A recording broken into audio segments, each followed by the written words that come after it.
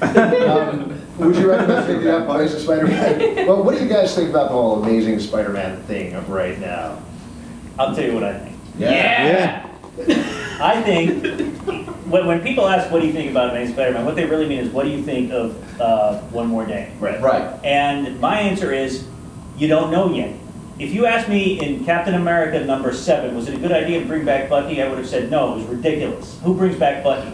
Well, guess what? It was a great idea because some really great stories have come out of it. A year from now, if we've had a year of great stories, it was a good idea. If we've had a year of bad stories, it was a bad idea.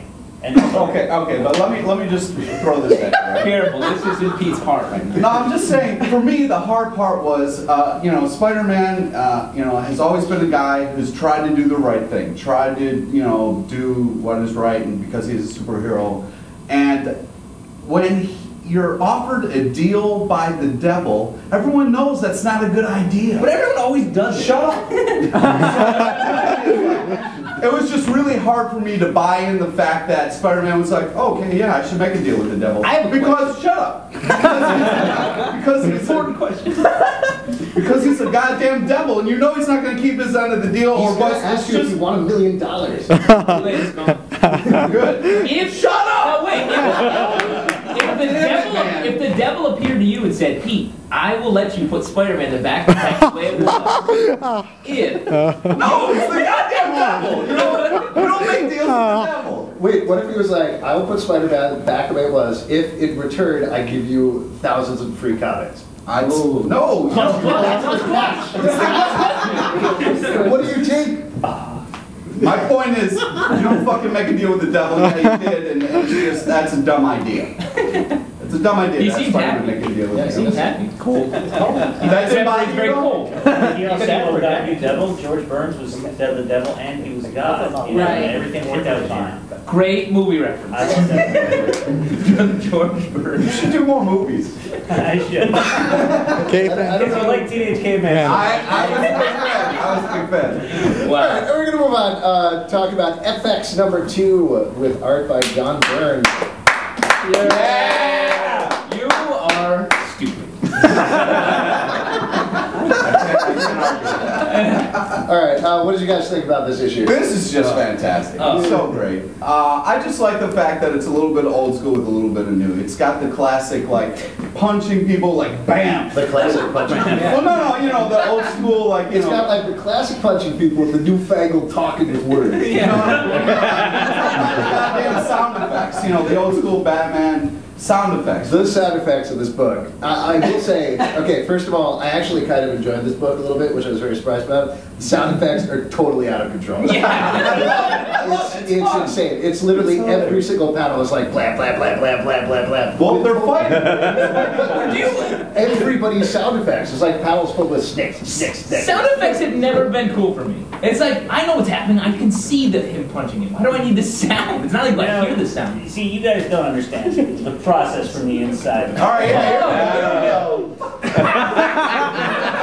I studied this. It's like, they've actually got a sound effect of a person putting a plate on the table. Yeah, wobble. It's like, that's what it was. Okay. You look at Thunderbolts. Warren Ellis doesn't use a lot of sound effects. He just has, you see the explosion, is what you were saying. You see the explosion, but then, when he does use one, it's Venom chewing up someone's bones, and it goes CHROP, which is CHROPP, which is just a great sound effect. Yeah. I tried doing that once, and it sucked. I couldn't pull it off. There needed to be sound effects, because otherwise you're like, wait a minute, why is there no sound? This dude just got slammed into a building. Why is there no sound? So the moral of the story is, British people can get away with not doing sound effects, and that only British people. In fairness, we spend most of our time working out the perfect sound effect. If you look at the average British person's script, it's purely based around one page with a massive splash and a great sound effect. We work back from the sound effect. Seriously, we all live in this big comic house, and regularly we run around going, have you got this one? It's this explosion. Kaboom! Nah, kaboom's crap. Let's have kaboom! And then we can shoot each other. It's just great. I will say, actually, not to back up too much, but Wolverine, there was an incredible sound effect in here where Wolverine pulls his claws back into his hand, and it goes to Kinnis, which is kind of nice. Yeah. It's a back snake, I get it. Yeah. This book, though, is boring. You're talking about the newfangled touches. It's like he's like, look at my iPod, and you're like, oh, I get it. You're like, it's new, and which is the story is so old. There wasn't a point where he goes, look at my. Yes, he's on his eye. He's like, oh, my No, phone and is then there's a little broadcasting sound images. effect that went iPod. There's nothing new about this story. This is all boring. It's not. I'm gonna give it. It's a kid getting powers. That's not new.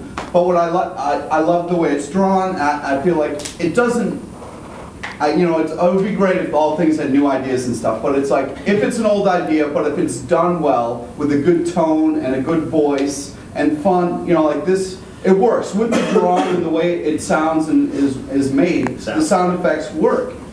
And so I'm curious. that makes a good comic. It doesn't have to be all new ideas. By the book. I enjoyed it. I thought it was fun. I mean, it was kind of old school fun, but it wasn't. There isn't a lot of like deconstructing the superhero, archetypes. None of that, in fact.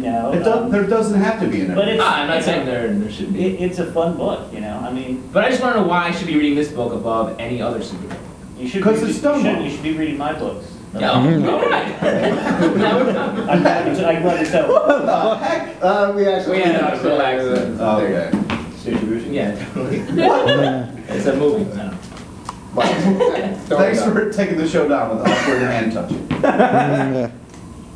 All right, let's move on. Talk about the Punisher. We're getting into Garth Ennis's last arc. All right. Is that sarcastic, Sly? No, I was trying to get the crowd going. That's a slow class. Yeah, come on. What did you guys think about this issue?